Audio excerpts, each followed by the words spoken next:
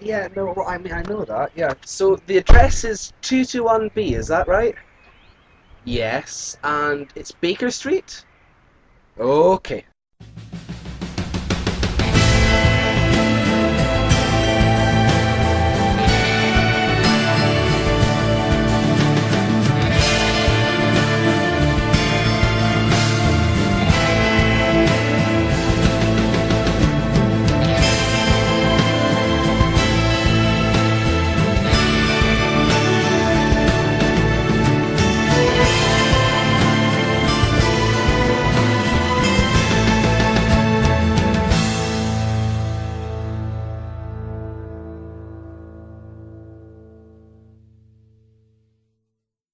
I will warn you, I like to hang my soiled undergarments on the radiator to dry at night.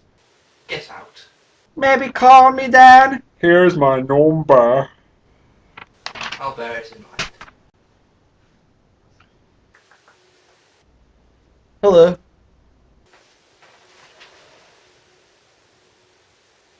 Yes. I beg your pardon? Yes, I think we can afford it. I hope you don't mind early morning violin. I'm sorry, what do you mean, yes? A flat share. That's what we're here for. How did you know? Quite obvious, really. The way you stand says military. You're walking with a stick, that implies ex-military. You still have the tan, so you've only just left. Army pension is enough to get a decent flat for yourself in London. Conclusion, you want to get a flat share. Wow. Okay. He's always like that! Pay no attention to Mrs. Hudson. So, John, do you think you can handle living with a genius? My routine isn't exactly sociable, but since this is the fourth place you've looked at, I think you'll take what you can get. How did you... How did I know this is the fourth flat? You're carrying prospectus from an estate agent. 4 circles, 3 across that, which means you've seen them but dismissed them. If you're wondering how I knew your name, you have an open letter in your pocket addressed to John Watson. That was amazing.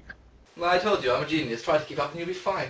Here you go, boys! So do you think you'll be taking the flat? Yes, I think we've decided it'll be suitable for our purposes. Purposes? I've always got plenty to do. I've got an inquiring mind. It needs to be kept active. Police are usually quite accommodating there.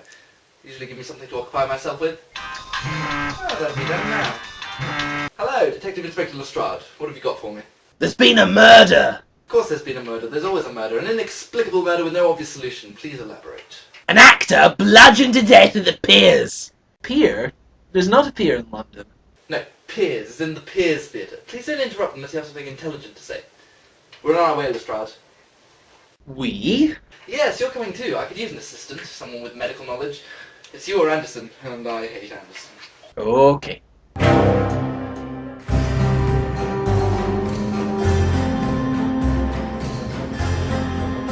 So, why are the police consulting you? I'm a consulting detective, the only one in the world.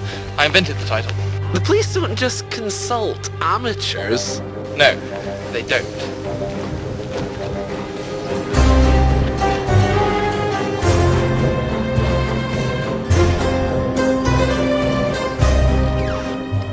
Hi, I'm John Watson. I'm Sherlock's new, assistant?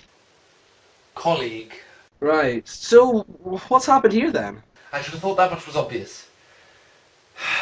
You explained it to him, Lestrade. Okay, so basically the play involved the deceased being struck with a hardwood sweeping brush. According to our eyewitness interviews, the death occurred when the hardwood sweeping brush made contact with his head.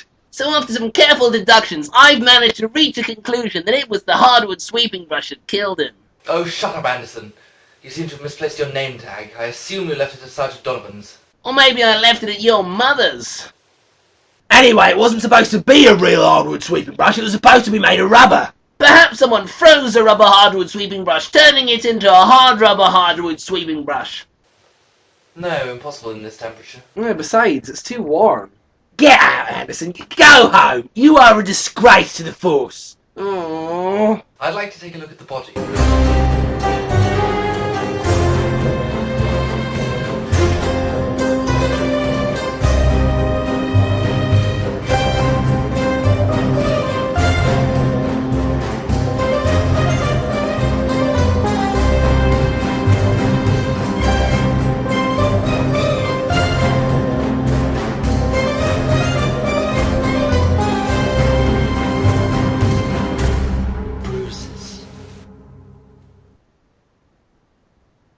Lestrade, I need a list of all the suspects, and I'll need to take a look at the broom that killed him. John, I want you to find this man.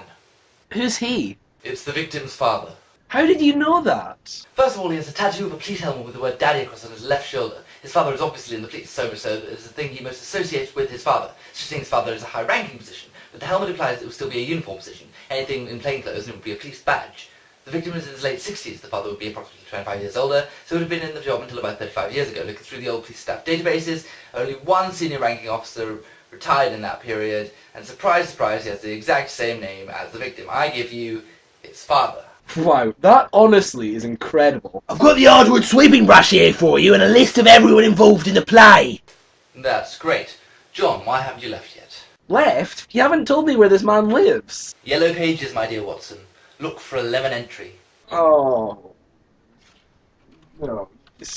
No. Come on.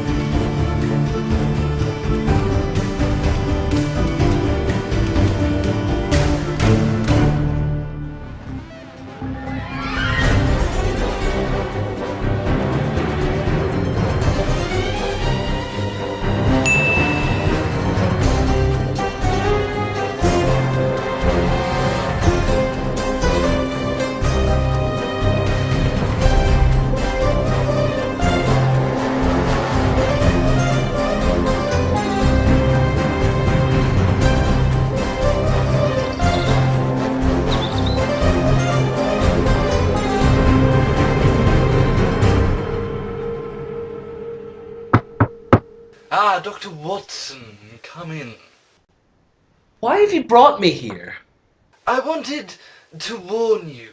Warn me? About what? You've just moved in with Sherlock Holmes. Sherlock is a very dangerous man, makes a lot of enemies. I like to consider myself one of them. You're Sherlock's enemy? I prefer nemesis. Now, I must bid you good day, Dr. Watson. Oh. Oh, okay, that's it then. Okay, well I'll just go. Bye.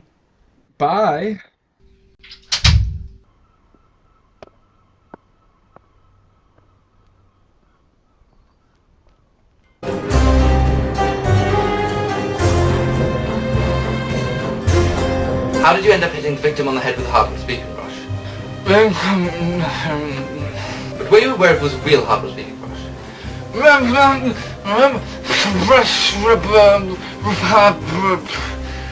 What's happened?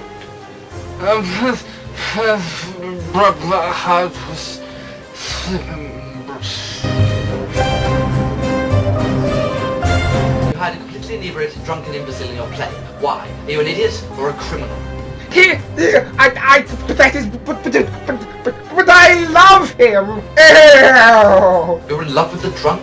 Of course I am! Who wouldn't be in love with that sexy hunk of a man? Why do you think I cast him in my play? He can't act to save his life, but he's gorgeous.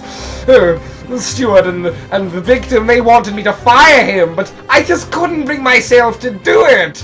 Of course, he's not interested in me. He's going out with that tart Sarah Groinwagon. I wish I was his Groinwagon. So I hear you're romancing the drunk. Yes, he's my world. But there's something wrong. I can see from the lines of your brow you've been worrying.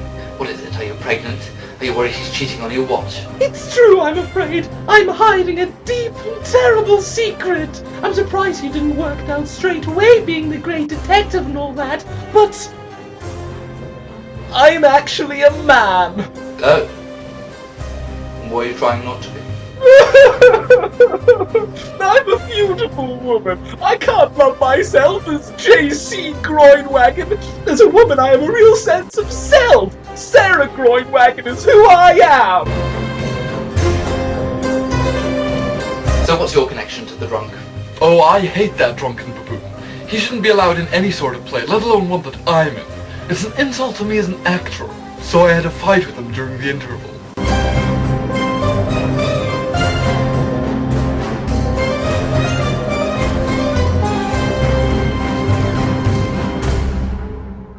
defeated the father? Father? No, he was dead. Well, of course he is. He'd been 95 if he was still alive. Bit unlikely. Use your head, John. Of course. So, what have you found out? It had to have been someone who could have smuggled in the room during the interval. The director's clothing was too tight to conceal anything, and neither Stewart nor Sarah had any motive, so we're left with the victim himself and the drunkard. If the drunk wanted to kill the victim, there would have been easier ways to do it than hitting him on the head with a Hardwood Sweeping Brush. That just leaves the victim himself. He wasn't happy about the drunk being in the play. He'd asked the director to fire him, but the director was in love with him, so that was never going to happen. The drunk had already been hit in his arm too hard with the rubber broom, and actually it bruises, so he decided that if he swapped the rubber Hardwood Sweeping Brush for a real one, the drunk would break his arm, or injure him sufficiently to give him reason to sue the theatre. They would have no choice but to fire the drunk. He had an enormous jumper and huge rolls of fat to hide the broom in, and he swapped them over either while the drunk was fighting with Stewart or romancing groin wagon. Unfortunately, he had been drinking more than usual that night, and the fight with Stewart had fired him up. So he swung too high, hit his head and bludgeoned the victim to death. So essentially, the victim was the murderer. Oh, okay, well, let's go tell Lestrade. Oh, I already have. Oh, right. Hold on, how long have you known? Oh, I worked it out about 5 minutes after we got here. And why are we still here? I was just trying to pass time. Sherlock, the drunk's on the roof. I think he's gonna jump. So? You need to try and talk him down. You want him to talk him down? Have you actually spoken to Sherlock for any prolonged period of time? I think he's more likely to jump.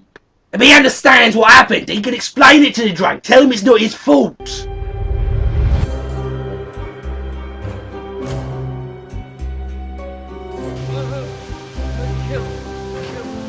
Don't be an imbecile, drunk. Only an idiot jumps off a building. What are you going to contribute by doing that? An interesting splat mark on the ground? A humorous obituary, maybe? You're not responsible for the murder, so stop wasting my time by jumping off this roof.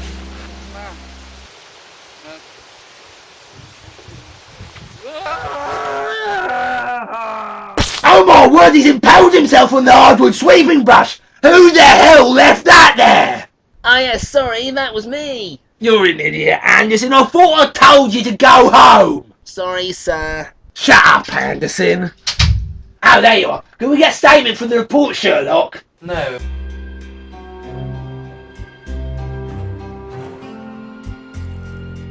So, what's going to happen to the drunk? Well, nothing. He's dead. They'll take the broom out of him and stick him in the ground. Or maybe they'll leave it in and it'll grow into a hardwood sweeping tree. I don't think that's how it works, Sherlock. Yes, it is.